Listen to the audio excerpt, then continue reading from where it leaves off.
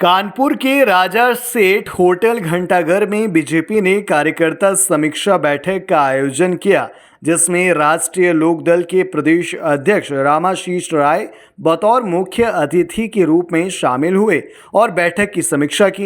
इस दौरान उन्होंने कार्यक्रम में उपस्थित पार्टी के कार्यकर्ताओं और पदाधिकारियों को संबोधित करते हुए कहा कि कानपुर में बीजेपी के सभी प्रत्याशियों को जीत दिलाने के लिए कार्यकर्ता एकजुट होकर पूरी ईमानदारी और निष्ठा से कार्य करें। उन्होंने कहा कि बूथ स्तर पर सभी कार्यकर्ता अपनी भागीदारी सुनिश्चित करें और राष्ट्रीय लोकदल के साथ साथ एनडीए को मजबूत करें।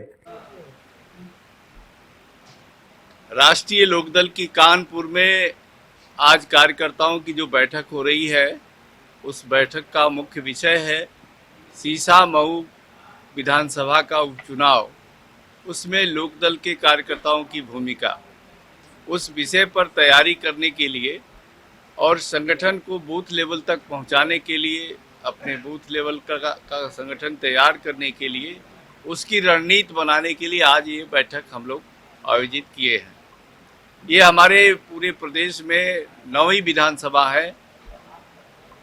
इसके बाद हम करहल में जाएंगे और लगभग राष्ट्रीय लोकदल सभी विधानसभाओं में अपने संगठन का तंत्र मजबूत कर लिया है और कार्यकर्ताओं का निर्देश दे दिया है कि वो बूथ और सेक्टर उप सेक्टर में बांट करके विधानसभा की पूरी तैयारी करें। हम एनडीए को ताकतवर बनाने का काम करने का कार्य कर रहे हैं।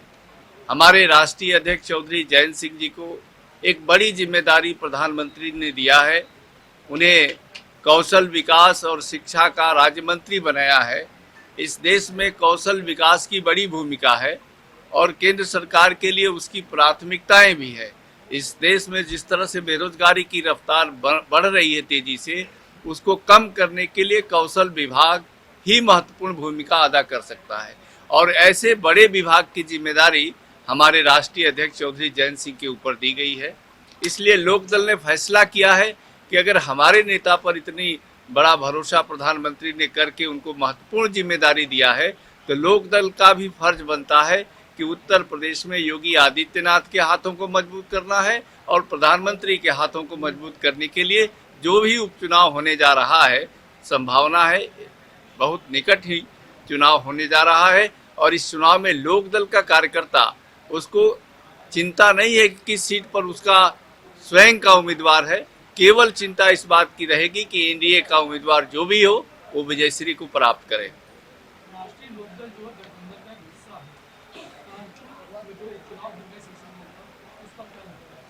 है। इस सीसा-मऊ उपचुनाव में एनडीए के घटक के रूप में राष्ट्रीय लोकदल जो भी प्रत्याशी आएगा, उसको पूरी दृढ़ता के साथ, पूरी मजबूती के साथ उसे जिताने के काम में, एनडीए के जिताने के काम में लगेगा।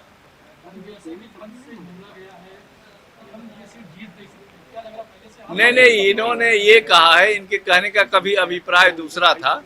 इनके कहने का अभिप्राय दूसरा था।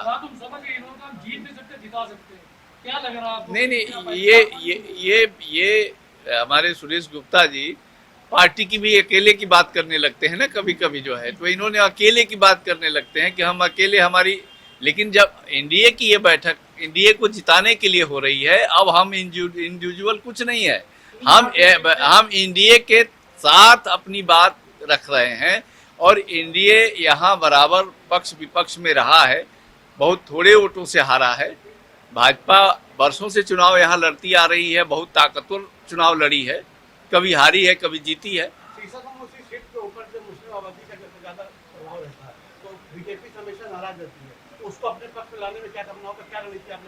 देखिए, हमारे दल में आज हमारे दल के नेता की छवि के कारण, उनके व्यक्तित्व के कारण बड़ी संख्या में माइनॉरिटी के लोग आरएलडी में जुट रहे हैं।